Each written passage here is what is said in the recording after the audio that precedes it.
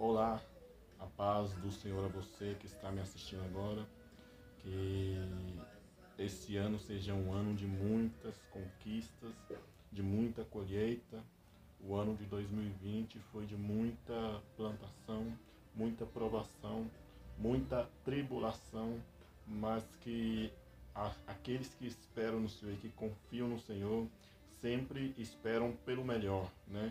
Não somente nesta vida, mas principalmente na vida que está por vir após esta, né? Porque como Paulo mesmo já havia dito, aqueles que esperam somente nesta vida são mais do que miseráveis. Então, eu tenho meditado muito em uma palavra e eu quero compartilhar com você esta palavra que se encontra no Evangelho de Mateus, no capítulo 8, no versículo 23 a seguir, que diz assim: a passagem traz como título Jesus acalma a tempestade, que diz assim: E entrando ele no barco, seus discípulos o seguiram. E eis que no mar se levantou uma tempestade tão grande que o barco era coberto pelas ondas. Ele, porém, estava dormindo. E os seus discípulos, aproximando-se, o despertaram, dizendo: Senhor, salva-nos que perecemos. Mas ele disse-lhes: Por que temeis, homens de pequena fé? Então, levantando-se, repreendeu os ventos e o mar, e seguiu-se uma grande bonança. E aqueles homens se maravilharam, dizendo: Que homem é esse que até os ventos e o mar lhe obedecem? Eu tenho meditado muito nesta palavra. No livro de Mateus, no capítulo 8, no versículo 23, fala sobre uma história meio peculiar. Uma história de uma tempestade, aonde, se você não for olhar com o olhar espiritual, você vai ver o que aqueles discípulos viram naquele momento. Uma tempestade que estava disposta a levá-los ao fundo do mar. Uma tempestade que estava disposta a tirá-los daquele propósito, a tirá-los daquela situação, da motivação que os estava levando ao outro lado. E é isso que acontece muitas vezes. Quando nós olhamos com olhares carnais, nós só vemos coisas naturais. Quando nós olhamos com olhar espiritual, nós conseguimos ver além daquela coisa natural. Aparentemente, era só uma tempestade. Aparentemente, era algo que natural. Porém, o que torna aquilo uma situação inusitada, eu vou aqui destacar 2 pontos. Primeiro, era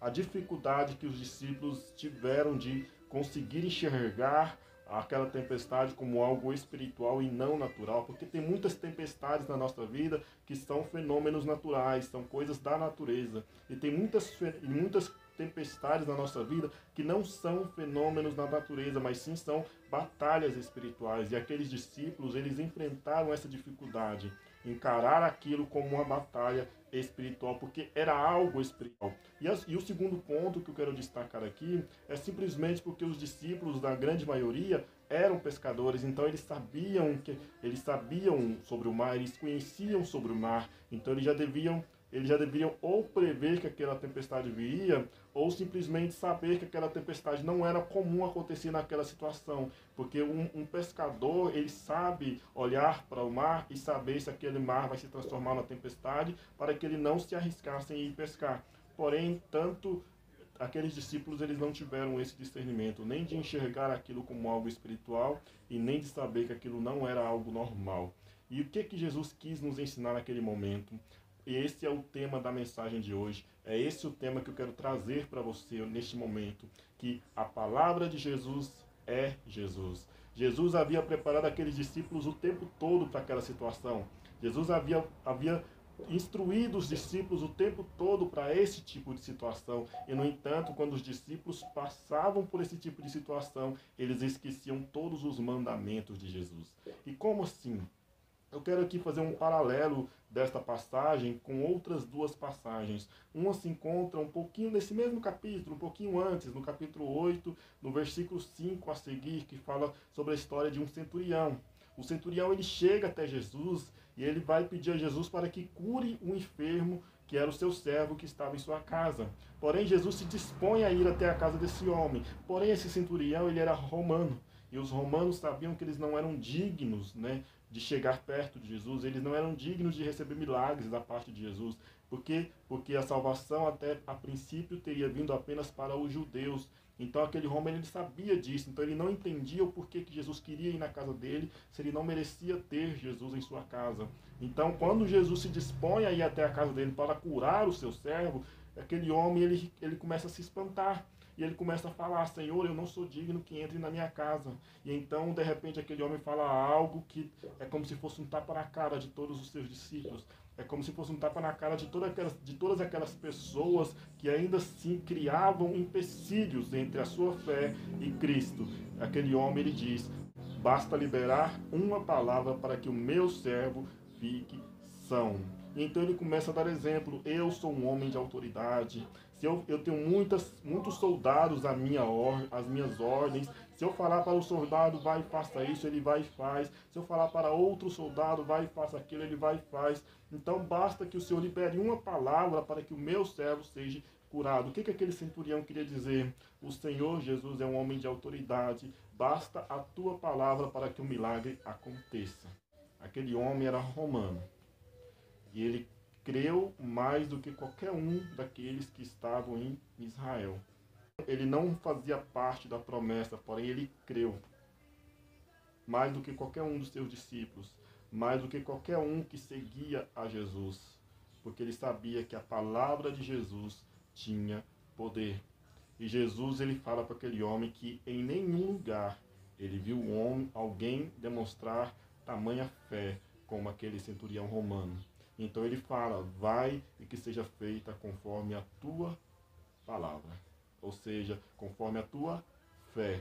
Então, naquele imediato momento, a Bíblia nos conta que aquele servo foi curado. Jesus não precisou ir até a casa do centurião para poder curar aquele homem. Bastou a palavra liberada através da boca de Jesus para que aquele servo fosse curado.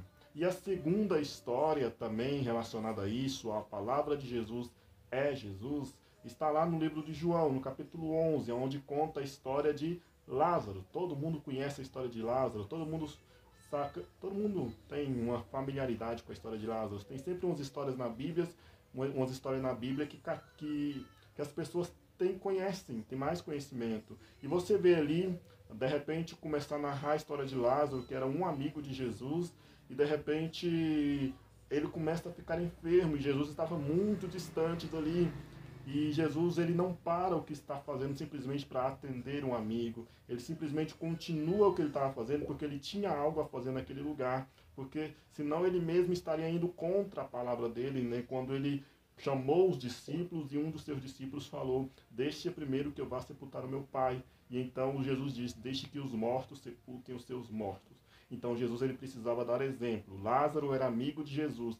E se Jesus tivesse largado tudo para ir cuidar de Lázaro, ele estaria indo contra a sua própria palavra. As pessoas poderiam pensar: mas eu não posso ir cuidar de um amigo, eu não posso ir cuidar do meu pai, mas Jesus pode. Então Jesus ele veio para salvar, mas ele também veio para dar exemplo. Tanto é que ele foi batizado nas águas, que até João Batista se recusou a batizá-lo porque achava que era ele que tinha que ser batizado por Jesus.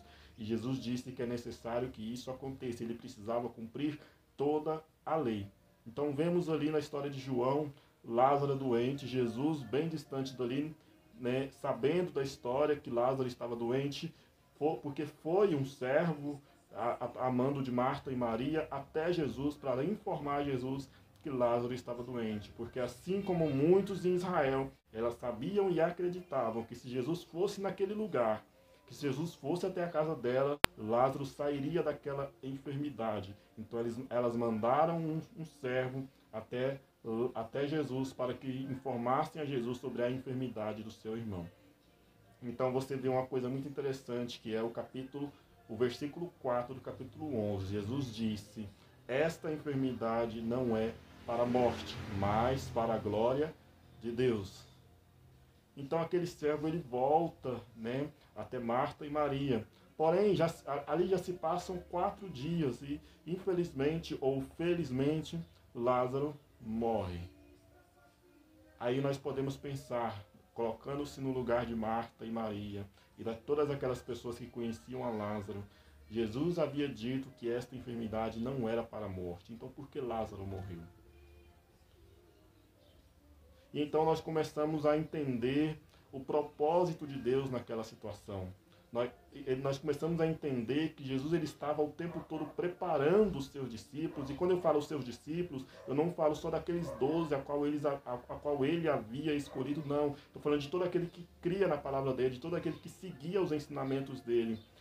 Ele estava preparando essas pessoas para acreditarem na sua palavra. Ele estava preparando essas pessoas para poder darem mais credibilidade naquilo que ele falava, mostrando que onde a palavra dele estivesse, ele também estaria. Que ele não precisava necessariamente estar ali de corpo presente para que o milagre acontecesse. Tanto é que quando Jesus separou os 70 discípulos, a Bíblia nos conta que ele separou de 2 em 2 e mandou de 2 em 2, mandou em dupla para cada canto do mundo para pregar o evangelho. E naquelas situações um milagre acontecia. Jesus ele não podia simplesmente ir com os 70, porque eles foram espalhados, eles foram separados, mas ele liberou a palavra sobre os seus discípulos e falou que os discípulos fariam milagres. E foi o que aconteceu. Aquelas 70 pessoas operaram milagres através da palavra que Jesus havia liberado. E era isso que Jesus queria ensinar para Marta, para Maria. Era isso que Jesus queria ensinar para os seus discípulos quando falou que aquele homem centurião demonstrou mais fé do que eles que estavam com ele o tempo todo. E era isso que Jesus queria ensinar nessa situação da tempestade dentro do barco. Jesus estava dormindo, porque ele era 100% homem, ele era 100% Deus. Porém, ele tinha uma camada de homem, né? Ele se cansava como todo homem, ele também sentia fome como todos os homens, ele não se despiu dessa nossa, ele tinha as mesmas necessidades que nós, né? Ele tinha deixado a glória e se tornado homem, né? Ele era o verbo que se fez carne. Então todas as necessidades que eu tenho e todas as necessidades que você tem, Jesus também tinha, e era por isso que ele estava dormindo. Por quê? Porque ele estava cansado. Ele tinha pregado muito, ele tinha feito muita coisa. Então, uma hora, quando a gente faz muita coisa, uma hora o corpo da gente cansa. Então, ele estava ali dormindo. Enquanto ele estava dormindo, os discípulos estavam guiando o barco. E naquele momento que a tempestade ocorreu, era uma boa oportunidade para que os discípulos colocassem em prática os ensinamentos de Jesus. Sabe por quê? Porque muitas vezes na nossa vida, nós só vamos colocar em prática os ensinamentos de Jesus quando estivermos passando por dificuldades. Sabe quando você lê ali na história em que Jesus multiplica 5 pães e 2 peixes, alimenta uma multidão? Você só vai entender isso quando você tiver sem comida dentro da sua casa. Você só vai entender isso quando o teu gás acabar. Você só vai entender isso quando as coisas começarem a faltar na sua vida. E então você vai começar a colocar a sua fé em ação. E vai falar para Jesus: Senhor, eu só tenho 1 quilo de arroz. Como é que eu vou fazer para passar a semana com esse quilo de arroz? E de repente você vai ver aquele quilo de arroz render durante toda a semana. E você simplesmente não sabe como, não sabe porquê. Só sabe que foi assim, porque Jesus, quando faz milagres, ele não explica o porquê, ele não explica passo a passo do milagre, ele simplesmente opera o milagre em pronto. Então, muitas vezes nós só vamos entender e colocar em prática a palavra de Jesus quando estivermos passando por alguma situação. Você, eu, nós olhamos para a situação de Pedro, para a situação de João, de André, de Filipe, de todos aqueles discípulos que estavam dentro daquele barco, e nós pensamos, mas eles tinham Jesus dentro do barco, por que eles tinham medo? É esse o pensamento que muitas vezes nos vem à mente. As pessoas tinham Jesus e mesmo assim temiam a Jesus, temiam as situações que aconteciam, né? Então é isso que acontece muitas vezes na nossa vida, porque nós olhamos para eles e nós julgamos eles, mas e nós? Em que nós somos melhores? Porque nós também temos Jesus na nossa vida hoje. E por que nós tememos? Então é essas situações, é isso que acontece no dia a dia. Por que nós tememos as dificuldades? E por que nós nos curvamos para essas dificuldades? Por que nós olhamos para situações difíceis como se elas fossem maiores do que o nosso Deus? Por que nós olhamos para situações impossíveis e olhamos como se elas fossem maiores do que o nosso Deus? Ao invés de nós nos curvarmos para Deus, nós nos curvamos para essas situações. Aqueles homens tinham Jesus dentro do barco. Aqueles homens tinham Jesus com eles. Mas nós também temos. Eles temeram a tempestade, mesmo tendo Jesus com eles. Nós também tememos, mesmo tendo Jesus conosco. Jesus, ele nos fala o tempo todo: se vós estiverdes em mim e as minhas palavras estiverem em vós, pedireis o que quiseres que vos será feito. E mesmo assim nós tememos, mesmo assim nós nos curvamos, mesmo assim nós passamos por aquelas situações achando que nós não vamos vencer. Nós achamos que nós não vamos vencer, que nós não vamos superar, que nós não vamos seguir em frente, que nós não vamos chegar do outro lado e que em algum momento daquela situação, daquela tempestade, o nosso barco vai afundar e nós vamos morrer afogados. Você olha para a situação daqueles discípulos, mas a situação deles não é muito diferente da sua. A reação daqueles discípulos não é muito diferente da sua. Jesus, ele está falando o tempo todo através da palavra dele. Se creres, vereis a glória de Deus. E mesmo assim nós não cremos. E talvez seja por isso que nós não estamos enxergando a glória de Deus. Nós estamos olhando para situações como se elas prevalecessem sobre a nossa fé. Como se elas fossem maior do que tudo, como se Jesus, como se Deus, como se o Espírito Santo tivesse um limite. Não, até aqui Deus pode resolver, mas passou daqui não há nada que possa resolver. Mas Jesus, ele é o Deus das causas impossíveis. Ele é aquele que olha para a situação como se ela não fosse nada. Para mim pode ser muita coisa, para mim pode ser grande coisa, para você pode ser grande coisa, mas para Deus continua sendo nada. Talvez seja momento de você olhar para a sua vida e ver que a sua vida não é diferente daqueles discípulos dentro daquele barco. Talvez você hoje, nesse momento, esteja dentro desse barco. Esteja desesperado, porque as ondas estão cada vez aumentando. Porque o mar está cada vez mais ficando maior. E as águas estão entrando dentro do seu barco. E você está sem sequer um bote salva-vidas.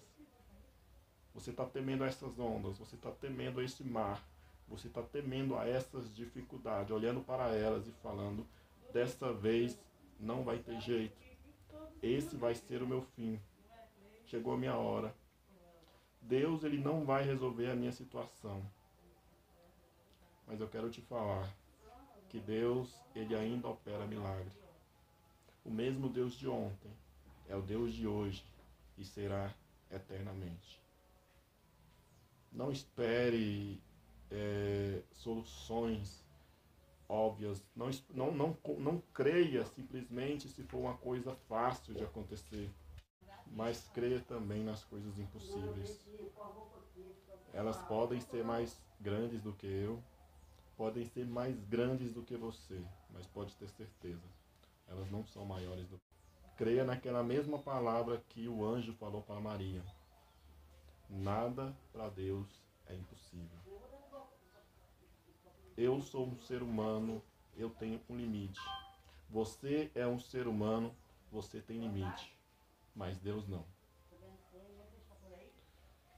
E os discípulos perguntam no final desta passagem: quem é este que até os ventos e o mar lhe obedecem? Mas antes de falar estas palavras, eles simplesmente falaram: Senhor, salva-nos que perecemos. Então nós conseguimos enxergar aí uma vantagem naqueles discípulos, coisa que nós não fazemos hoje. Aqueles discípulos, eles temeram a tempestade, porém eles ainda clamaram a Jesus: Senhor, salva-nos que perecemos. Muitos de nós preferimos perecer do que clamar a Jesus, ou simplesmente esquecemos de clamar a Jesus e começamos a perecer até chegar o momento de morrermos, porque simplesmente não clamamos a Jesus. Eles tiveram aquela falha de não colocar em prática aquilo que Jesus havia ensinado, que eles tinham autoridade para repreender os ventos e o mar, mas eles clamaram a Jesus. Eu e você, muitas vezes, nós não colocamos em prática aqueles ensinamentos que Jesus nos deu, que nós temos autoridade de repreender os ventos e o mar, porém nós também não clamamos a Jesus. É isso que falta na nossa vida. É isso que falta nesta geração. Clamar a Jesus. Colocar em prática tudo aquilo que Ele nos ensina. Não basta simplesmente você ler o que está escrito. Você precisa tomar posse, colocar em prática e viver aquilo que está escrito. Precisamos sair da nossa zona de conforto, porque servir a Deus é viver fora da zona de conforto. Imagine você estar no lugar de Abraão, saindo da sua terra, da sua parentela, simplesmente para o lugar que você nem sabe onde é. Você tinha uma vida confortável, uma vida estável, e de repente ter que abrir mão de tudo para ir para um lugar que Deus ainda ia mostrar. Ou imagina você estar no lugar de Elias, né? Após Elias ser levantado por Deus, vai lá, profetiza contra o rei, é ameaçado de morte, de repente Deus manda para que ele vá para o deserto. Ou imagina você estar no lugar de Jeremias, que foi um profeta levantado por Deus para profetizar contra o povo de Israel, para evitar que o povo fosse para a Babilônia, e de repente o povo não dava ouvidos para Jeremias, fizeram Jeremias prisioneiro, lançaram ele na prisão.